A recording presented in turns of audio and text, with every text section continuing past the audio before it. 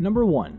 Force Lightning. Force Lightning is the official Darkseid trademark. It is one of the purest manifestations of the Darkseid's destructive power.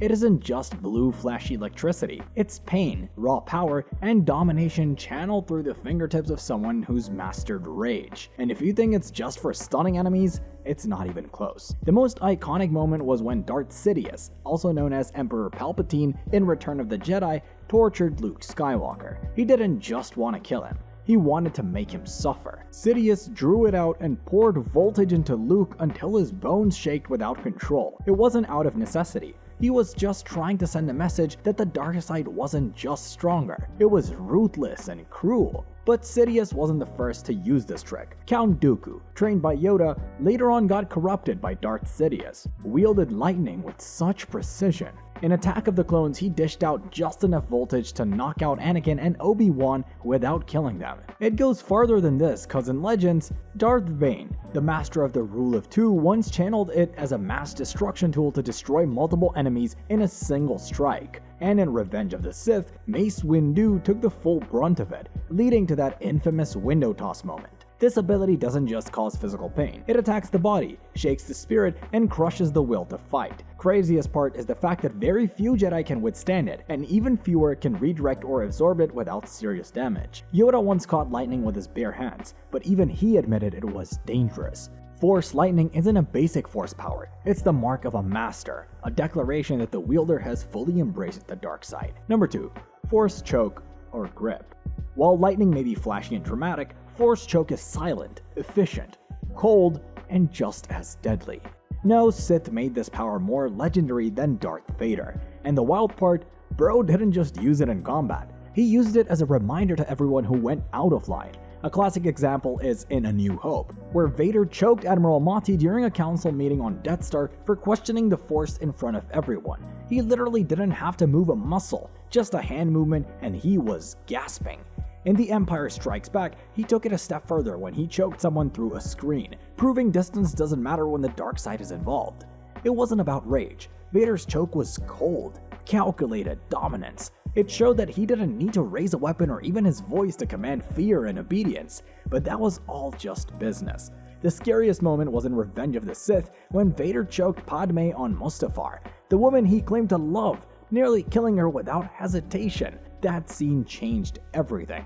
What makes the power so terrifying isn't just the act itself, it's the message. Darth Vader wasn't the only one with this ability. Count Dooku used a cleaner and more tactical version during his duel with Obi-Wan and Anakin in Attack of the Clones. Dooku isolated Obi-Wan mid-fight, used Force Choke to lift and pin him against the wall, just long enough to slash him across the shoulder and leg. Just like that, he disabled a Jedi Master in seconds, without brute force, but with finesse. Classic Dooku. More advanced users took it even further, crushing lungs, snapping bones, and even lifting victims off the ground and ending their lives mid-air. There's also a technique called Crush, where choke is used on internal organs or bones. Both Darth Vader and Darth Malgus were both known to pull this off more than once. It's one of the most psychologically terrifying abilities because it demonstrates one thing clearly. If a Sith wants you dead, they won't even need to move.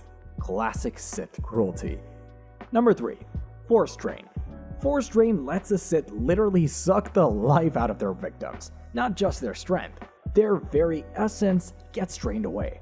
Darth Nihilus mastered this ability to a level that made him something entirely different than a person. He was already a Jedi, but the horrors of the Mandalorian Wars twisted him into a being of hunger. He could drain life from an entire planet, stripping it of all living things, not with weapons, not with armies, but with his presence. He did this to Qatar, a Miraluka colony world. In one instant, he wiped out an entire species of Force sensitives, leaving only Visas Mar behind. That moment cemented Nihilus not as a Sith Lord, but as a force of extinction. It's hard to grasp how extreme this is because the more life they take, the more powerful they become. It was a parasitic cycle where power feeds on death and death fuels power. Even in The Rise of Skywalker, Palpatine uses a smaller scale version of this when he drained the life energy from Rey and Ben Solo, like a car fueling itself. Drain became forbidden not because of how it kills, but because of what it does to the user. It creates a dependency, a hunger, that eventually replaces the person with the need itself. Force Drain goes beyond killing. It strips away your body, your power, your identity until not even your soul gets a chance to escape.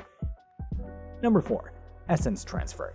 Where drain consumes, essence transfer preserves. Death is usually the end of the story, but most Sith aren't scared of death, not because they're brave, because they know how to cheat it. Essence transfer is the ultimate Sith survival technique. When a Sith dies, they force their spirit into another body, a clone, or a vessel, anything that can hold their consciousness. Darth Ondidu was one of the earliest known masters of essence transfer. He feared death so much that he created dozens of tombs and protective vaults to hide his body, but his true escape plan was always the soul transfer. Darth Bane also attempted this at the end of his life, trying to force his essence into his apprentice, Darth Zana, basically to hijack her body and live on through her. But as his body collapsed, he pushed his soul into hers, hoping to overpower her mind and take control. She resisted really hard, and though it looked like she might have lost for a moment, she held her ground. He failed. One of the biggest examples is Darth Sidious himself. After Vader tossed him down the Death Star shaft in Return of the Jedi, Palpatine didn't just accept death. He clings to life by inhabiting a clone body on Exegol and eventually coming back in The Rise of Skywalker in a twisted, decaying version of himself, but still functional. There's a catch though. If the new host isn't strong enough in the Force, the Sith burns them out from the inside, and if they're too powerful, the Sith can lose control permanently. It's a dangerous move, no question, but for a Sith who's desperate to cheat death, any chance at survival, no matter how ugly, is worth taking. Because in the end, staying alive no matter how broken, twisted, or ugly is the Sith way. Number 5. Sith Alchemy. If the Sith weren't terrifying enough already, they rewrote the law of nature itself. Sith Alchemy is one of their oldest and most dangerous arts. It's dark magic fueled by the Force, driven by the hunger for power, the ability to manipulate flesh, bone, and life using the dark side. With it, they created twisted monsters, altered bodies, and even forged invincible weapons. Back in the Tales of the Jedi comics, Sith lords like Nagasato used alchemy to build entire armies of mutated beasts for the hyperspace war to overwhelm the Jedis. Some creatures had armored skin, others bled acid and fangs that could drain Force energy with every bite. One species, called the Leviathans, could literally eat the Force out of you. But it wasn't just beasts. Exar Kun, one of the most dangerous Sith in history, used alchemy to corrupt Jedi lightsabers, turning them into dark, unstable weapons. He even used it on himself, fortifying his body, enhancing his endurance, and surviving attacks that should have killed him. In Legends, Sidious also experimented on clone bodies using Sith alchemy, trying to perfect his vessels, making them stronger and more resilient. His creations were monsters, abominations, meant to house a dark spirit. And when we thought it couldn't go any deeper, Darth Plagueis took it to a whole new level. He tried to manipulate midi-chlorians themselves in Darth Plagueis, the novel, trying to force the creation of life. Alchemy wasn't just about new weapons, it was about bending reality into something that only the Sith could control. And honestly, there's nothing scarier than someone who couldn't just kill you, they could also remake you. Number 6. Force Rage. Force Rage is what happens when a Sith stops holding back. It lets the Sith weaponize their emotions, turning it into physical power. In battle, Force Rage increases strength, speed, and stamina and endurance beyond their limits, pushing the user into a berserker state. Darth Maul in The Phantom Menace gives a glimpse of this during his furious duel with Qui-Gon Jinn and Obi-Wan Kenobi. Bro was moving so calm and composed, but as soon as Qui-Gon went down, Maul snapped. He fought like someone with nothing to lose. Force Rage pushes a Sith's body to the edge. They hit harder, move faster, and ignore pain. But here's the thing, rage is a blade that cuts both ways. Burn too long, and it consumes you. It's not about precision. It's about overwhelming your enemy before your own body gives out. But when a Sith gives into Force Rage, that's their message. They're done playing safe. They'll burn out if they have to, as long as you fall with them. Number 7. Force Fear.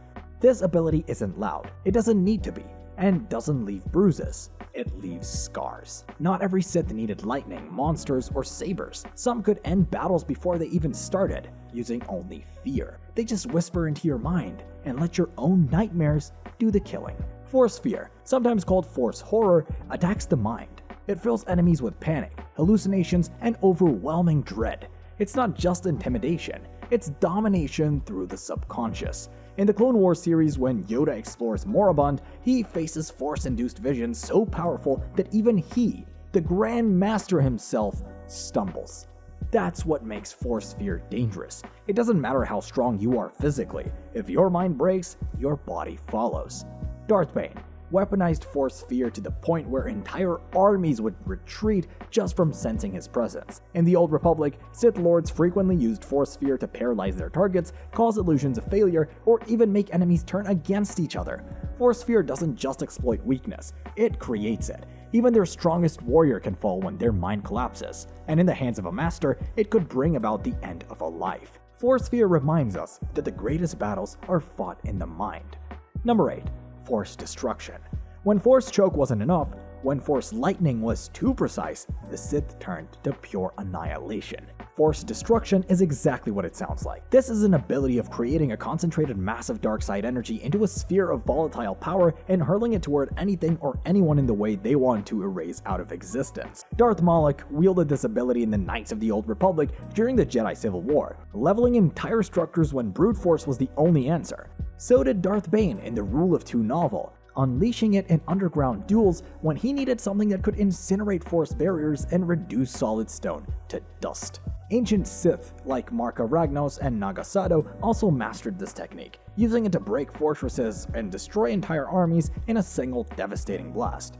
Unlike most force powers that require precision, force destruction erases entirely. Yeah, it's dramatic, but that's the whole point. Force destruction is the Sith equivalent of flipping the table and ending the game. You don't use this move unless you've committed to total chaos. Force destruction is the dark side's answer to war. These abilities define the Sith. What comes next was never meant to be taught. Number 1. Force Crush. Force Choke is terrifying, but Force Crush? That's where it stops being cinematic and becomes a pure nightmare. It's the advanced evolution of Choke. Instead of squeezing someone's throat, the Sith collapses everything inside the body, organs, bones, lungs, and seizes the life out of the enemy. This power allows a Sith to grip an opponent through the Force and slowly or instantly end a life mid-air. The first time a lot of fans saw this ability in action was in Knights of the Old Republic 2. You'd lift an enemy into the air, they'd twitch and squirm mid-scream, and then your hand would close. And so would they. Game over. No one displayed this with more brutality than Star Killer in The Force Unleashed. During his mission on Felucia, he lifts a Felucian warrior high into the air and with a click of his finger crushes his skeleton into a stack of bones. He didn't even look angry. This was what makes it even scarier. But it doesn't stop there. Later on, Star Killer unleashed Force Crush on a completely different scale. Not on a living creature, but on military vehicles. He lifts ATST's massive two-legged armored walkers into the air like they weigh nothing. Each one hangs there, but weapons are still firing. And then, one by one, he compacts them into twisted, burning balls of metal. It sounds exaggerated, but it's real. The footage exists. And Darth Malgus, he straight up used Force Crush to collapse a Jedi Knight's entire chest cavity during a duel. 1 second the guy was standing, the next he wasn't. This is one of the most violent abilities in all of Sith history, and it's outlawed among the Jedi. Number 2. Force Scream. Pain has a sound, and when it comes from the dark side, it's the opposite. Sound causes pain. Force Scream is what happens when a Sith's emotions reach a breaking point and explode through their voice, creating a shockwave of raw force energy. Darth Malgus used it during the sacking of the Jedi Temple in the Old Republic. He was surrounded and outnumbered, and then he let loose. One primal roar, and half the battlefield collapsed. But Malgus wasn't the first. Darth Nihilus' first appearance in Knights of the Old Republic 2 is practically built around this. His mere presence alone resonated like a scream, and in some versions of the lore, his voice is so corrupted that every sound he makes tore through the Force and hurt reality itself. Go back into Legends, and it gets far worse. Freedon Nad reportedly leveled temple walls with a single scream. Darth Sidious also gave us a taste during his duel with Mace Windu in Revenge of the Sith. That twisted howl as Windu overpowered him wasn't just rage, it was the sound of the Force starting to crack, and somehow he held it back. Even in Revenge of the Sith, Anakin screamed on Mustafar right after Obi-Wan left him burning. That moment wasn't normal. A scream charged by betrayal, and pain was so loud it literally cracked through the Force.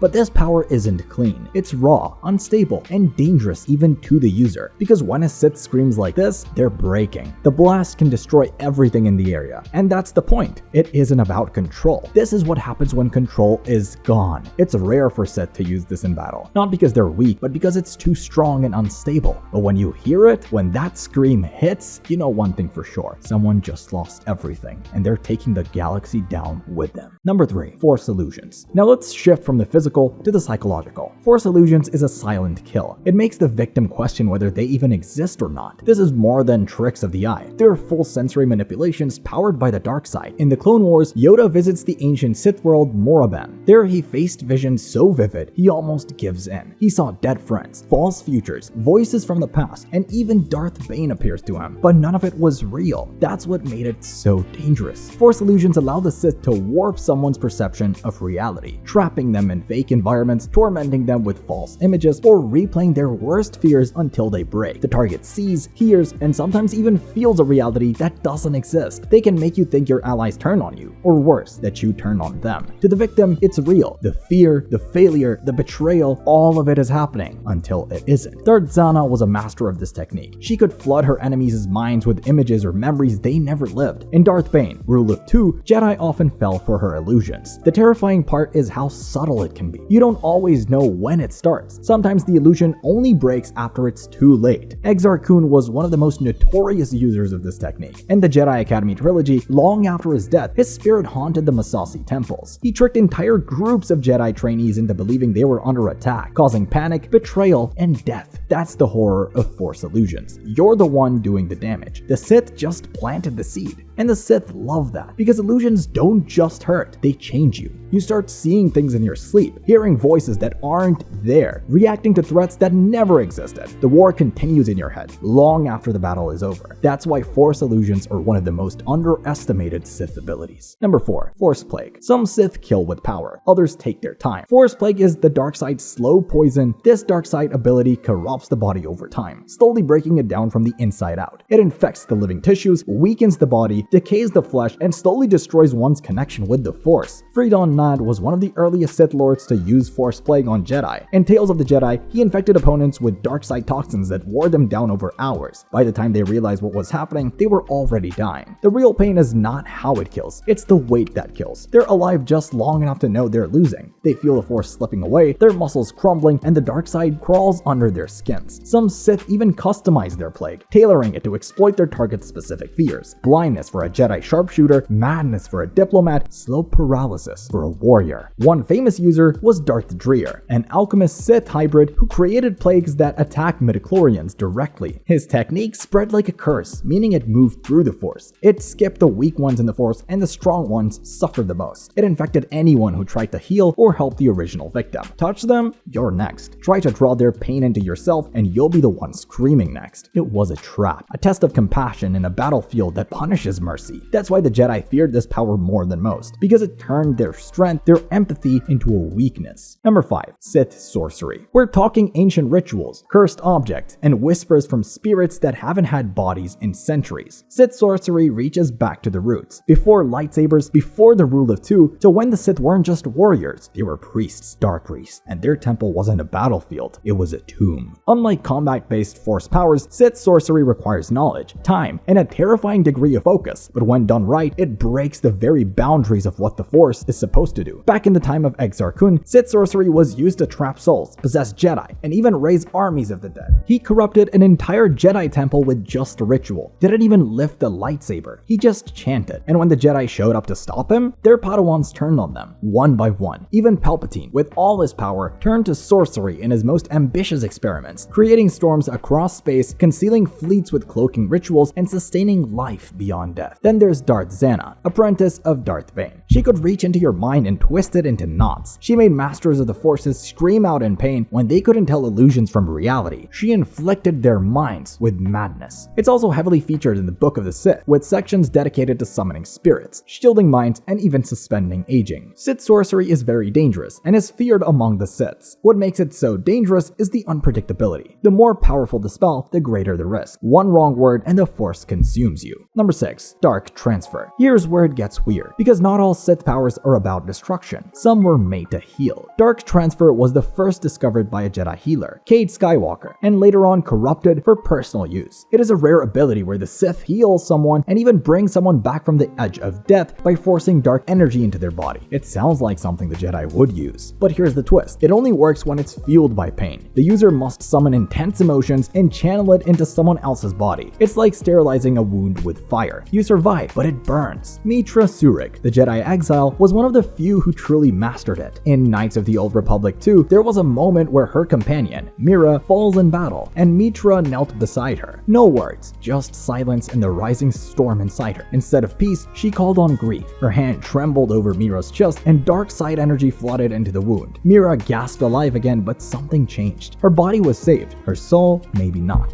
Because at that moment, Mitra didn't just bring her back, she crossed the line. One the Jedi warned her never to touch. And here's the thing, the same technique could be used in reverse. If done recklessly, it could actually cause instant death instead of healing. Too little, and you fail. Too much, and the person you're trying to save combusts from the inside out. The Jedi would never touch this. It's just a string hanging between mercy and murder. Number 7. Force Maelstrom. Force Maelstrom is what happens when a Sith decides to turn defense into attack. The Sith creates a protective barrier, often a visible sphere of force energy capable of blocking blaster fire, lightsabers, and even minor explosions. But that's just the first step. Once the shield is charged with enough energy from incoming attacks or the user's own power, it detonates. The energy is released outward in a violent shockwave, and everything or everyone around them is launched away or leveled. In Knights of the Old Republic, this was the go-to move when you were outnumbered. Pop a bubble, soak some hits, then release a shockwave that turned everyone around you into ragdolls. Darth Malgus used a variation of it during the battles on Corellia, channeling energy into a massive repulsion burst that shattered vehicles and sent soldiers flying like debris. But the true Maelstrom is ancient. In Legends, Sith lords like Nagasado and Exar Kun summoned it during full-scale war. They absorbed blaster fire, channeled it into their bodies, and then released it, not as an attack, but as a wave of destruction. But here's the price, it's all or nothing. Just like Darth Nihilus in Knights of the Old Republic 2, whose hunger spiraled beyond control until it consumed him from within, the Maelstrom turned on its master the moment focus slipped. Also Darth Sion from Knights of the Old Republic 2, whose shattered only stayed intact through constant focus. The moment his control broke, the Maelstrom collapsed inward and took everything with it. Force Maelstrom is the dark side's final breath, a storm born of silence, held together by will and lost in one violent exhale. To command it is to risk everything, because in the end, this storm does not serve, it consumes. Number 8. Force Sever. Force Sever is quiet, cold, and arguably more brutal than death. It's the ability to cut someone off from the Force permanently, stripping away their connection and leaving them empty. Jedi Master Nomi Sunrider was one of the earliest known users of this ability. During the Great Sith War, she unleashed Force Sever on her former ally Ulic Qel-Droma, once a Jedi Knight, now consumed by the dark side. But she didn't strike him down in anger. She stripped him of the Force entirely. Ulic didn't die that day. In fact, he lived on, but empty, reduced to a shell of his former self. A man once feared across the galaxy, suddenly powerless. That's the cruel brilliance of Force Sever. It punishes you by making you live with the emptiness. This wasn't a one-time fluke either. In the Star Wars The Old Republic era, the Jedi Consular path canonically shows the Force being severed again, this time by the Barsenthor, a Jedi who's used Force Sever on Sith Lords corrupted by ancient artifacts. And once severed, these Sith couldn't reconnect. Not through meditation, not through rage, not even through alchemy. It was irreversible. In the modern Star Wars canon, the ability is also hinted at in The Last Jedi, when Luke cuts himself off from the Force, not from others, but from himself. It's a form of voluntary severance, a self-inflicted exile. It shows that Force Sever isn't just a weapon, it's also a prison, a void that devours purpose, destiny, and connection. And what makes it even more disturbing? It's not inherently dark. Jedi can use it. Sith can suffer from it, which means no one is safe.